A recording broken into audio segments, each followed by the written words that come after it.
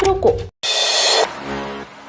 हर category के परिवार की बेटियों की शादी के लिए फंड दे रही योगी सरकार। उत्तर प्रदेश में गरीब वर्ग के परिवारों को अपनी बेटियों के हाथ पीले करने के लिए चिंतित होने की आवश्यकता नहीं। ऐसे परिवारों के लिए योगी सरकार शादी अनुदान योजना लाई है। योजना के तहत 20,000 रुपए की आर्थिक सहायता दी जाती है।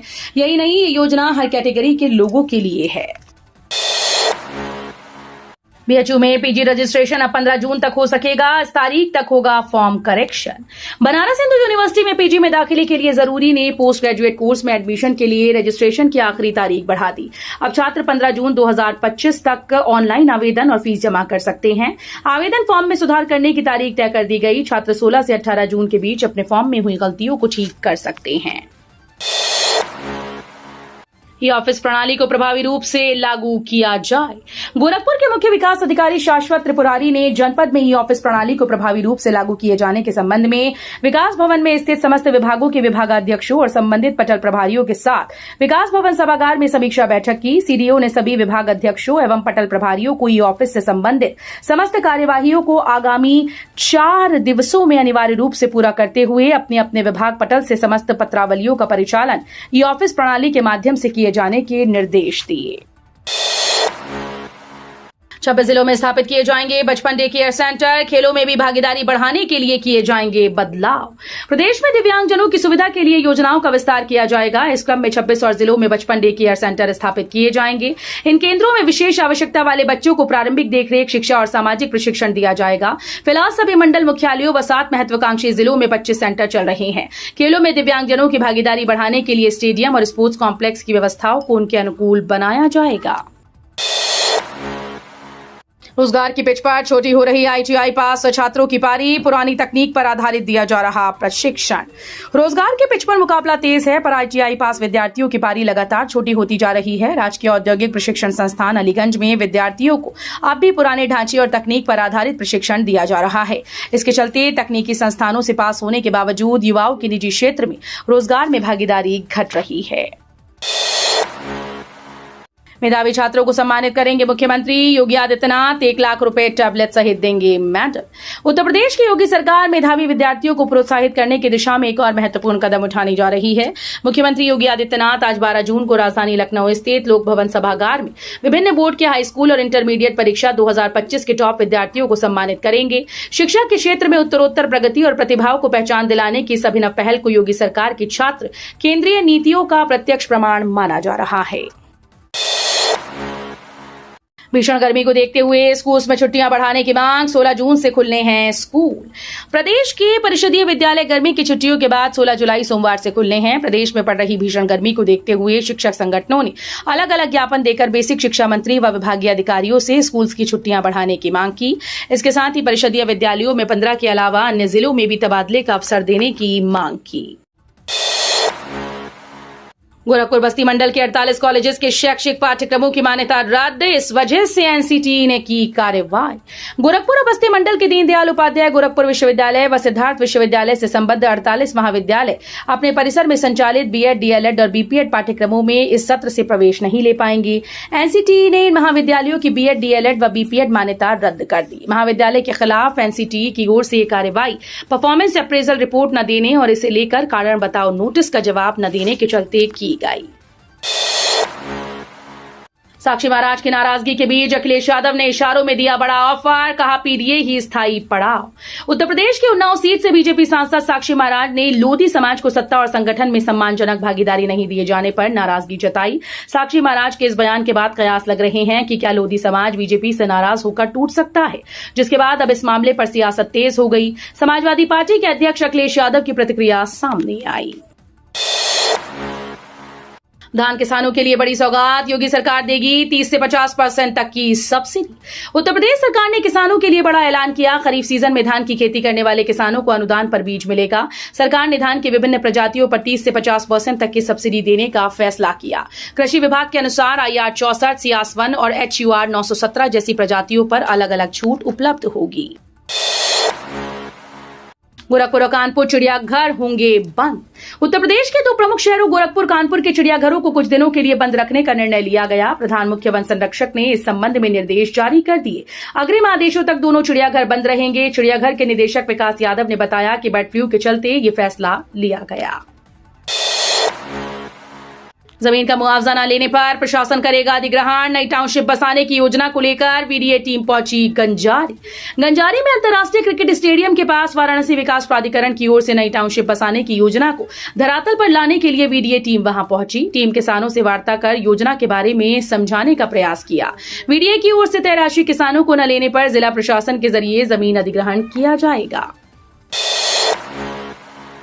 यूपी में दाऊद खां स्टेशन का नाम बदलने की उठी मांग। सांसद बोले आतंकी के नाम जैसा। अलीगढ़ परिक्षेत्र में मौजूद दाऊद खां रेलवे स्टेशन का नाम बदलने को लेकर अलीगढ़ सांसद ने रेल मंत्री को पत्र लिखा।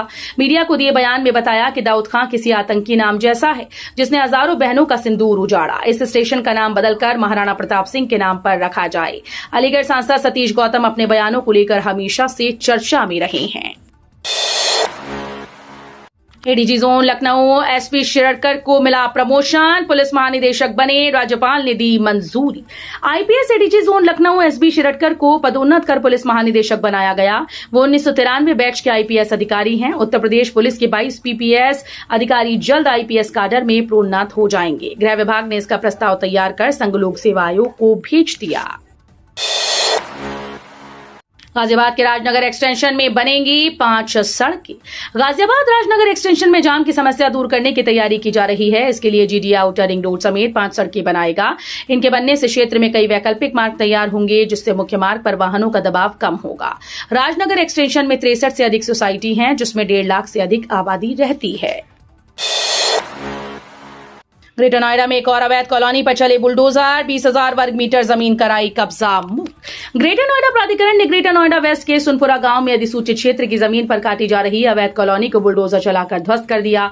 बुलडोजर वाली कार्रवाई के दौरान कुछ लोगों ने विरोध करने का प्रयास किया, लेकिन भारी पुलिस बल के आगे उनकी एक न चली।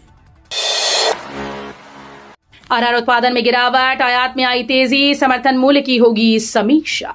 केंद्र सरकार दालों का न्यूनतम समर्थन मूल्य तय करने के मौजूद फॉर्मूले की समीक्षा करने की योजना बना रही है। इस पहल में खासतौर पर तुअर, अरहर, उड़द, चना और मसूर जैसी प्रमुख दालें शामिल हैं।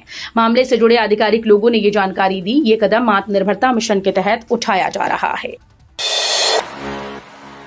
रेल यात्रियों के लिए बड़ी खबर। अब 4 घंटे नहीं, 24 घंटे पहले होगा सीट का फैसला।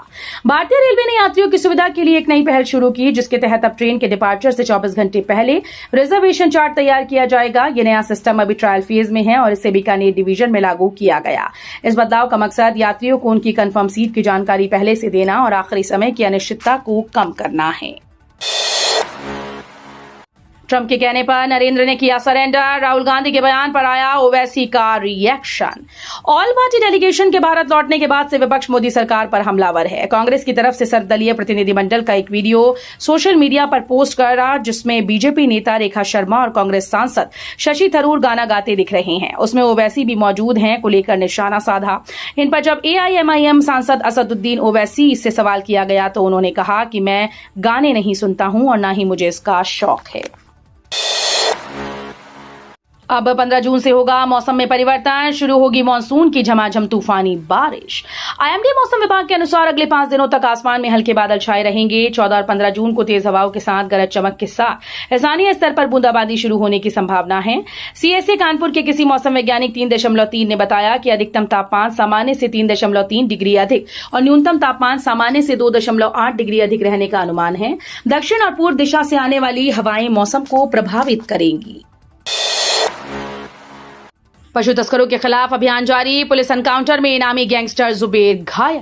सिद्धार्थनगर जिले के बांसी थाना क्षेत्र स्थित बैदोली नहर के पास रात में हुई मुठभेड़ में एक इनामी गैंगस्टर घायल हो गया। उसके पैर में गोली लगी है। पुलिस ने उसे इलाज के लिए अस्पताल ले जाया गया, जहां पर उस पर 25,000 रुपए का इनाम घोषित था।